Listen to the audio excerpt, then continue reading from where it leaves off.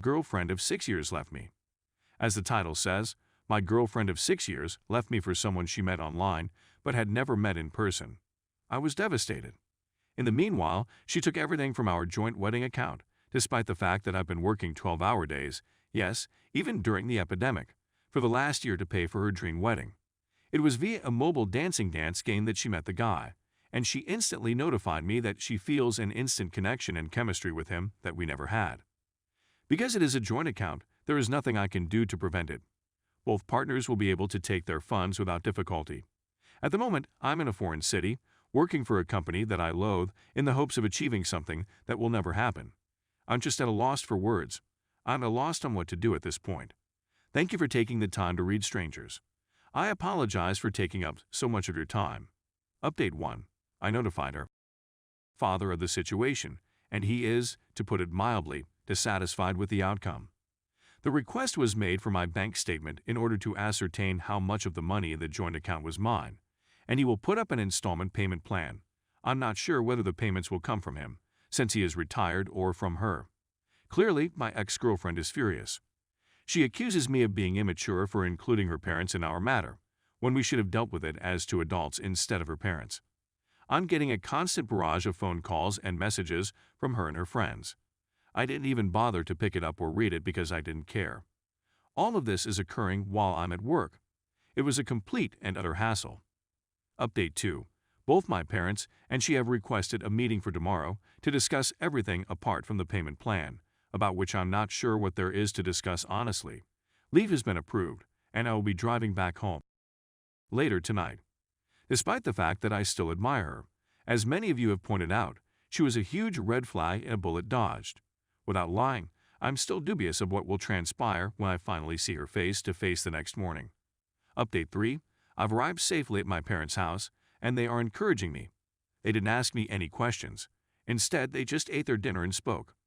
Despite my attempts to elicit their advice, all they offered was the suggestion that I have a good night's sleep and not think about it until the next day. I'm not sure I'll be able to keep my thoughts from racing through my head tonight. This is especially true when I'm at a loss for words or don't know what to say. We've agreed to meet them for lunch the following day. My parents want me to be able to make my own choices. Thus, they refuse to discuss their opinions with me in order for me to be free of their influence. When I confronted them about the money, they didn't even bother answer my questions. This is your money, and this is your joint account, my father just remarked to my mother. Update 4. Sorry for the delay. I'm still digesting the circumstances surrounding my supposedly well-planned wedding in September of this year, so please accept my apologies for any inconvenience this has caused. Although my ex walked out, probably thinking about missing it entirely, her father banned her from coming home. I wish the meeting had gone better. My ex walked out, presumably thinking about skipping it entirely.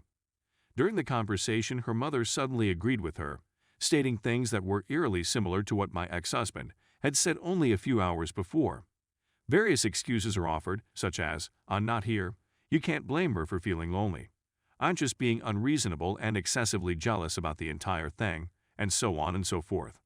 Despite her mother's disapproval, she took the money and said, "I recognize that accepting the money is wrong for her to do so, but given the circumstances, I should be understanding.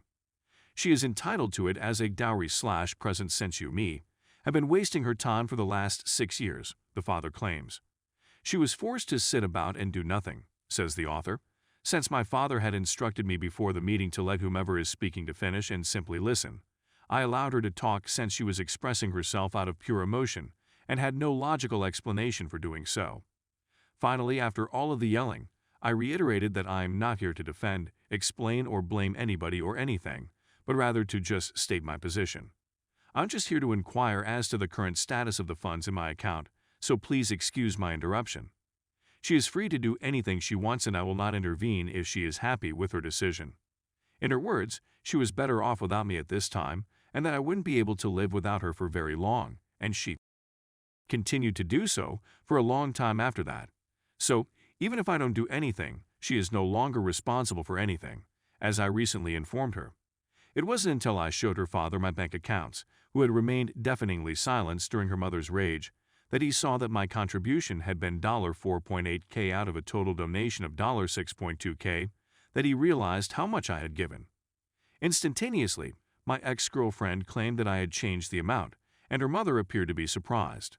It has been claimed by my ex that I am computer proficient and that I am capable of manipulating the bank account statement. As an example, I asked her father for his phone number, which I then typed into the bank where my salary is deposited each month, illustrating how the deductions made each month correspond with the joint account receiving money. For the time being, it can only display information from the preceding 12 months. Anything beyond that must be completed at the bank. I've been unable to access the shared account since I terminated it with the other party, by mistake, I know. Initially, I proposed that I go to the bank to acquire another copy of the statements, but her father thought that this was sufficient evidence and handed me $3K that my ex had not spent, via direct transfer, as well as another $1K cash, from their collective pocket I suppose. I did not investigate. From their collective pocket I believe. I did not inquire. The remaining sum of $800 and change, he stated, will be paid within the following 2 months.